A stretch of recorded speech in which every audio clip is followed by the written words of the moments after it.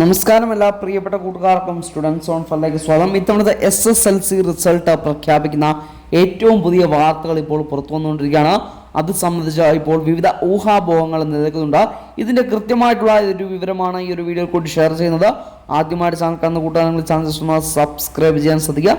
അതുപോലെ തന്നെ പരമാവധി കൂട്ടുകാരിലേക്ക് ഈ വീഡിയോ ഒന്ന് ഷെയർ ചെയ്ത് കൊടുക്കാനും കൂടി ശ്രദ്ധിക്കുക. അവരുടെ തെറ്റിദ്ധാരണ കൂടി നിങ്ങൾ മാറ്റാൻ പ്രത്യേകം ശ്രദ്ധിക്കുക.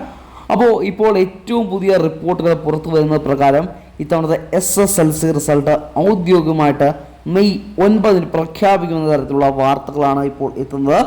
എന്നാൽ ഇത് സംബന്ധിച്ച് നമ്മൾ തിരക്കിയപ്പോൾ മനസ്സിലാക്കിയ കാര്യം, ഔദ്യോഗികമായിട്ട് മെയ് 9 തന്നെ SSLC റിസൾട്ട് വരുമെന്ന് എവിടെയും പറഞ്ഞിട്ടില്ല.